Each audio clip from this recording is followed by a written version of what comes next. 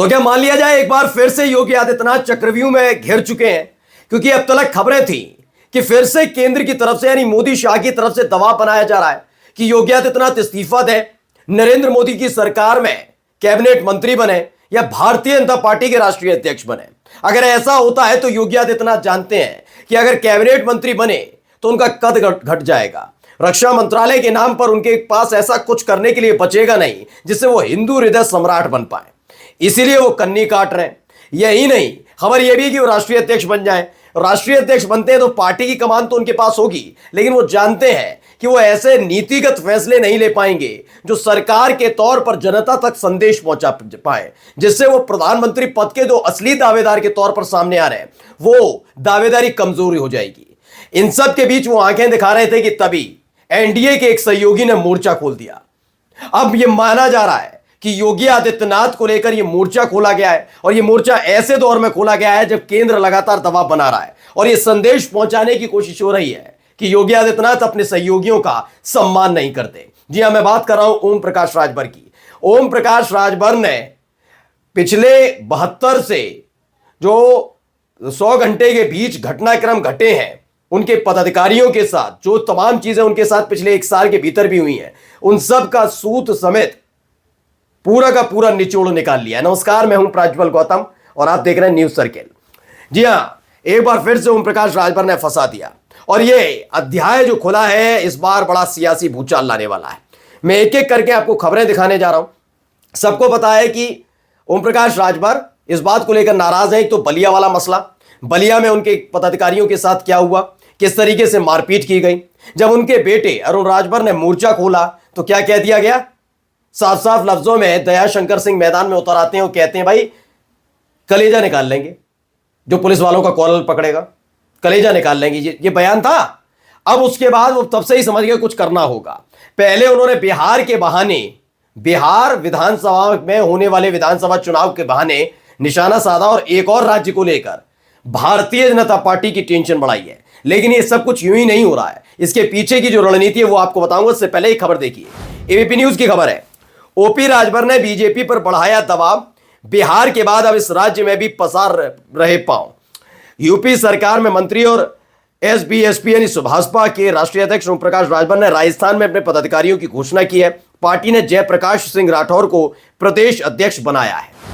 यह मुसीबत खड़ी करने वाला है खास तौर पर योगी आदित्यनाथ के लिए, और बात नहीं बनी तो भारतीय जनता पार्टी के लिए भी। कैसे, वो अभी आगे जाकर आपको समझाता हूं। पहले समझिए खेल क्या चल रहा है। लोकसभा चुनाव 400 सीटें आएंगी, नहीं आई, 240 पर सिमट गए। मोदी शाह की जोड़ी जो बहुत मजबूत मानी जाती थी वो कमजोर होती नजर आई।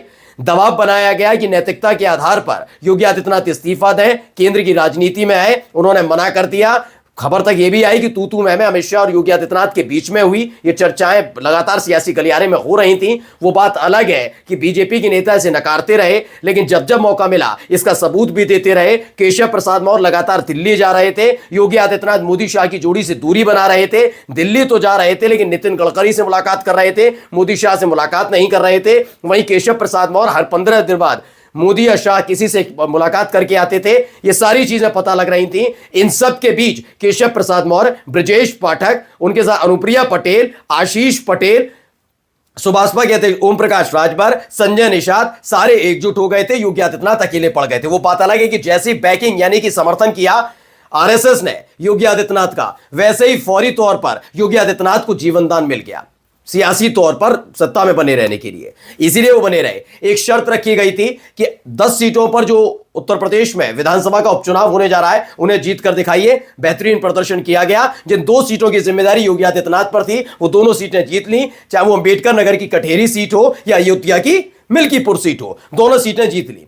लेकिन अब एक नया दबाव बनाया जा रहा है। दबाव इस तौर पर बनाया जा रहा है कि कैसे भी करके योगी आदित्यनाथ को इस साइड से अलग किया जाए, क्योंकि ये लगातार देखने को मिल रहा है। योगी आदित्यनाथ उन तमाम नेताओं को निशाने पर ले रहे हैं जो नेता पिछले साल हुई बगावत के दौरान उनके खिलाफ बोल रहे थे। अभी अपनी पार्टी के नेताओं को छोड़ रखा, चाहे वो ब्रजेश पाठक हो या फिर इधर दूसरी तरफ आ जाइए केशव प्रसाद मौर्य। और कहते हैं बाद में इनसे निपटूंगा, पहले बाहर वालों से निपटूंगे, एनडीए वालों से।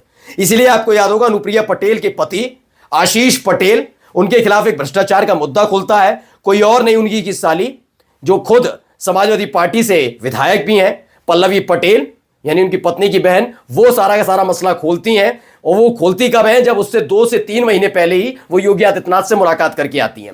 आशीष पटेल अपनी ही सरकार और सरकार की वरदहस्ती प्राप्त अधिकारियों पर आरोप लगाते हैं। ये तमाम चीज है। तो आशीष पटेल के कद को घटाने के लिए योगी आदित्यनाथ की तरफ से जो किया गया वो भी दिल्ली पहुंच रहा था। ये सारे नेता कौन है? आशीष पटेल, अनुप्रिया पटेल, मोदी शाह के खास है। तो योगी आदित्यनाथ ने निपटाने की पूरी कोशिश कर दी। तब आशीष पटेल ने बहुत बयान दिए थे, बाद में उनके तेवर ठंडे पड़े।